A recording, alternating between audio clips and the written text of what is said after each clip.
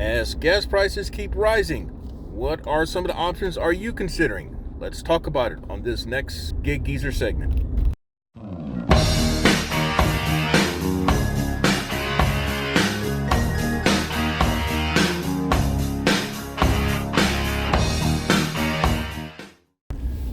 All right, well, the ongoing conflict in the Ukraine is something that really is of historical nature. And what I mean by that, it goes back centuries. The Ukrainians are separately distinct folk, as the Russians are separately and distinct folk. Ukrainians actually have their own language, as do the Russians.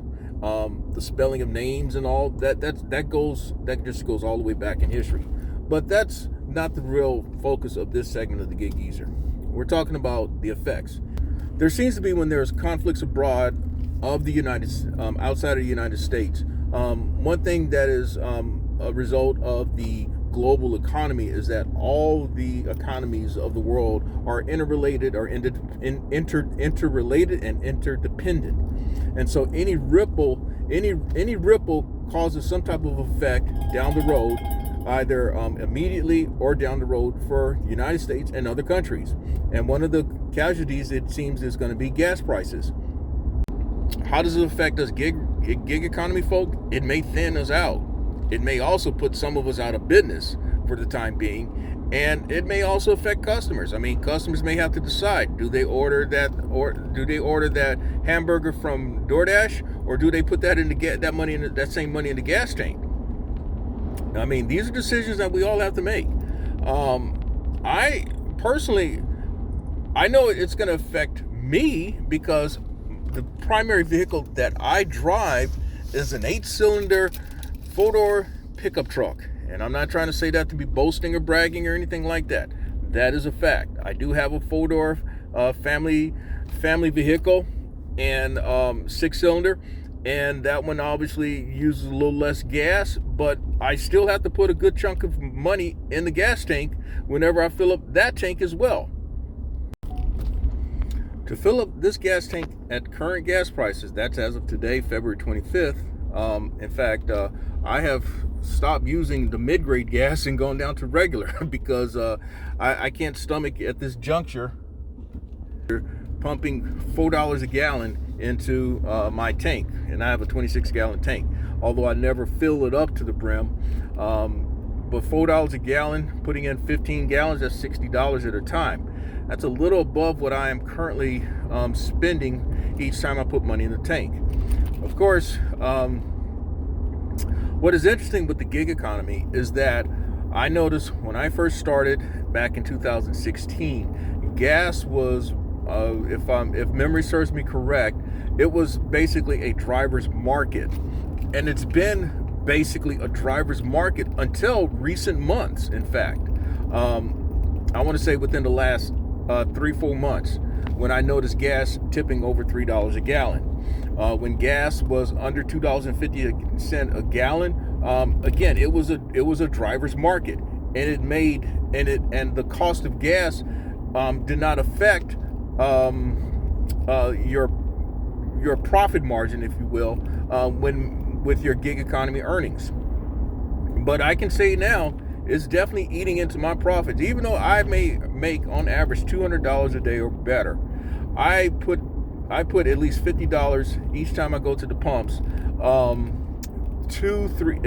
minimum of 2, more than likely 3 times a week, sometimes 4 times a week. So that's $150 most times that I'm putting in the tank per week. And my strategy when I put money in the tank is to try to make it last for 2 days. So that means if I could put it in like on a Monday evening, then I'm looking more than likely to put money in the tank at some point on Wednesday. When it's a problem for me is when I have to put money in the tank the next day. Now, from I guess you say from a checking account standpoint, the worst day of the week for me is Monday. Because when I put money in the tank on Thursday based on the card that I use, and Friday and Saturday, that all hits my account on Monday.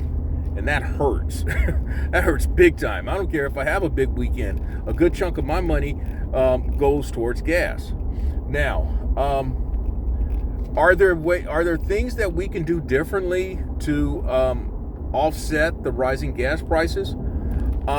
I guess that's a more personal opinion or more personal solution, perhaps. But I know for myself what seems to have happened, and it's not even of my own initiation or own volition.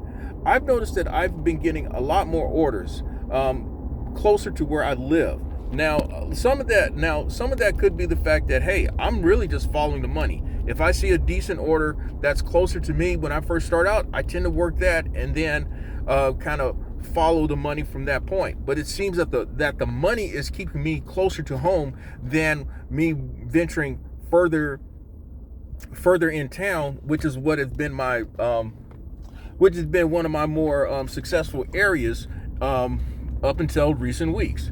Now, that has helped me. That alone has helped me stretch things out by working closer to home. But I can't. I mean, I've seen headlines or I've seen conversations where people think the gas may go up to $7 a gallon. Man, I remember when gas hit $4 a gallon back about 16 years ago. Actually, it was almost 20 years ago.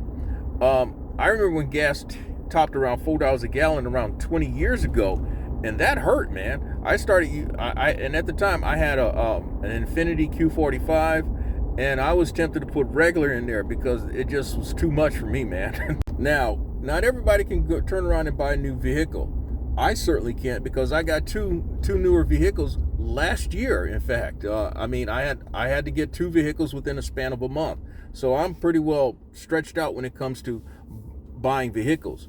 And I can't trade anything in because I need to keep these vehicles for a few years to try to work down on the negative equity. So for me, it's not a favorable situation to see gas prices go up the way they are.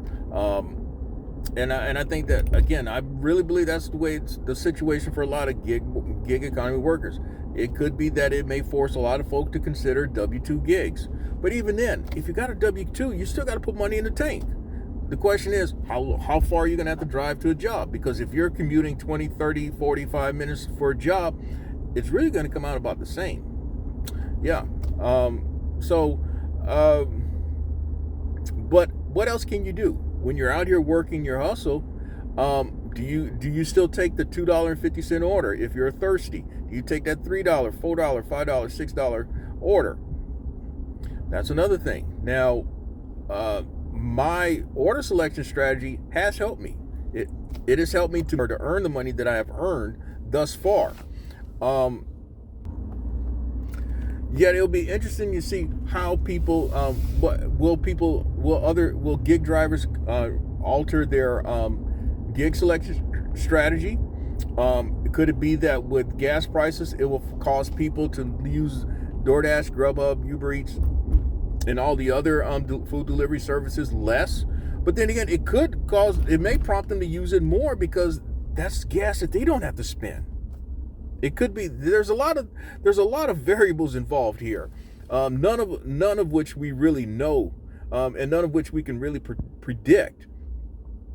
Given that with the pandemic 2 years ago, when it first came on and there were the lockdowns, people paid good money for you to go and get items for them. Now, there were some other economic things that went with it, but people were paying good money 2 years ago to do that. Now, will people pay good money again if gas prices reach a certain point? That'll be interesting to find out. I guess what it boils down to is that there are more questions than answers at this juncture. But whatever you do, it's got to work toward. It's got to make sense, because bottom line, you are still your own business person. You're in business for yourself.